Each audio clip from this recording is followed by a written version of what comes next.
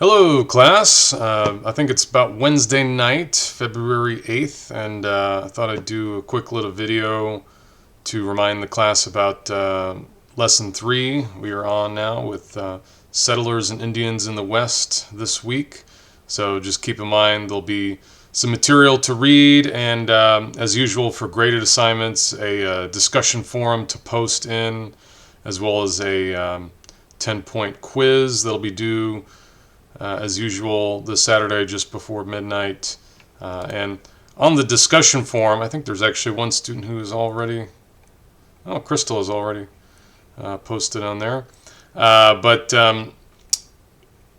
especially this first source is often kind of difficult reading for students. So, if anyone has any questions or is confused about what this author is trying to say, because it's kind of academic language, feel free to, kind of post a question in your response. Maybe, your initial response can be kind of tentative if you're not sure what to make of, any of these readings going forward. But, this one in particular tends to be a little difficult.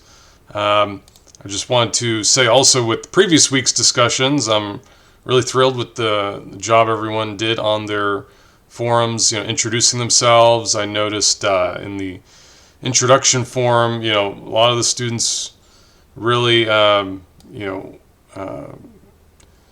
put a lot of work into it, responding to people, and also really put a lot of thought into, what you wanted to share about yourselves, as well as what you wanted to put in your time capsule, or even how you would construct a time capsule. I think, Tracy, for example, really put a lot of detail into thinking about this. So that was neat to read, to really get a sense of, what your interests are, and also, how you would practically, put this time capsule together to make sure that someone in the future could really access it and connect with it. Thought that was really interesting, and I think, all of them were really interesting. I think Crystal also put a really thorough, response. So those were interesting. And then on the reconstruction discussion forum,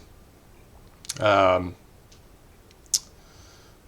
really great work. This was kind of the first real analysis assignment, and I thought the class did a really good job of, for the most part, making personal connections with the material, talking about, comparing what the, ex-slaves and poor whites and different social groups in the South were going through with maybe what, economic, hardships we are going through ever since COVID, especially, and a lot of students did a good job of putting themselves in the shoes of these different social groups and seeing how they would have different, viewpoints of these programs like the Freedmen's Bureau. Some would perceive themselves as the winners, some would perceive themselves as the losers, some would see it as fair and legitimate and kind of, bringing the slaves up to even, whereas others might, see it as giving the ex-slaves an unfair advantage, or sort of like reverse racism.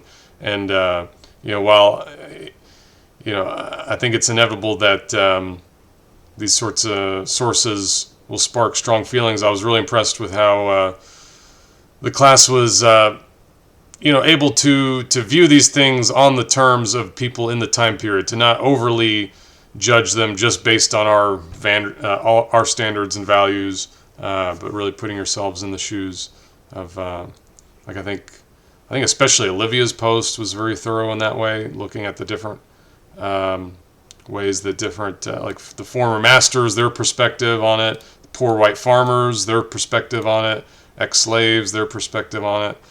I remember that post in particular really impressed me.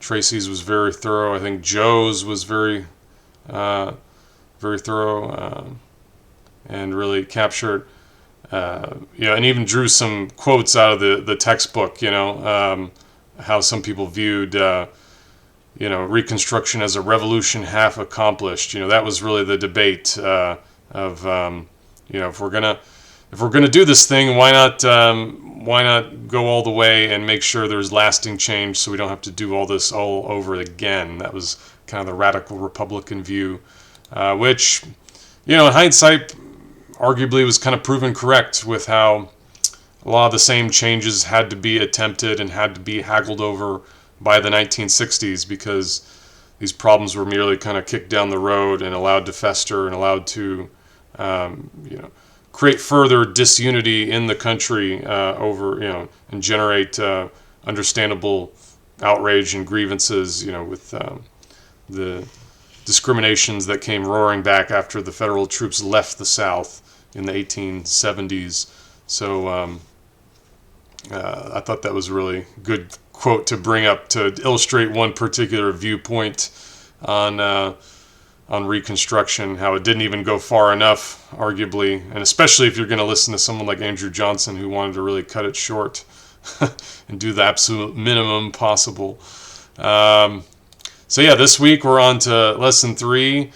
You have a little excerpt from Karl Marx, who's more well known as a communist. This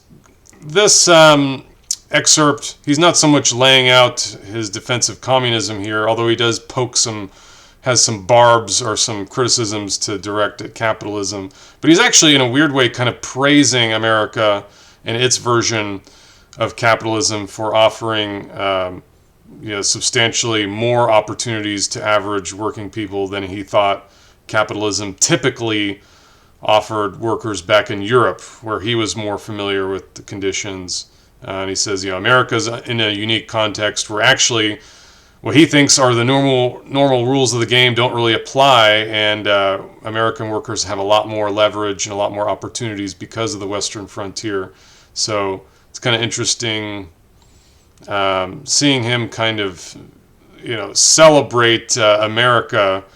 Mostly he wrote about philosophy and politics and economics, but occasionally he kind of dabbled in kind of talking about current events and things going on elsewhere in the world. This excerpt, I think, is kind of an interesting. I think he really sums up and notices quite perceptively something that was going on that was very different in America, and to a lesser extent in some of the other British colonies that had an open frontier as well, like in Australia. Although the Ray Allen Billington article will note that a lot of Australia was completely inhospitable to most types of settlement, and so there ended up not being as much of an open frontier, and as a result, there was not this sort of individual escape to the frontier. There were not as many opportunities for an individualist lifestyle, and Australia kind of followed more closely, very quickly, in the steps of European countries in generating more of a centralized working class, more of a working class that thought in terms of collective solutions to their problems rather than individual solutions. Whereas America, with the people being kind of self-sufficient out on the frontier, it's given us this very individualistic mindset that is to a certain extent carried over even to the present day, even though that frontier is much smaller and much, is in most cases, it's not really there for settling for free. It's not quite as accessible anymore, but still that frontier spirit, definitely you can and in fact, the question I have is, what ways do you see this frontier spirit still exhibiting itself in America today? I think there's a lot of different things in America and about American culture that you can trace to the individualism of the frontier. So that's kind of a preview of the big questions you'll be looking at this week for this week's discussion forum. Yeah, I look forward to reading that, and until then, have a great week, and see you later.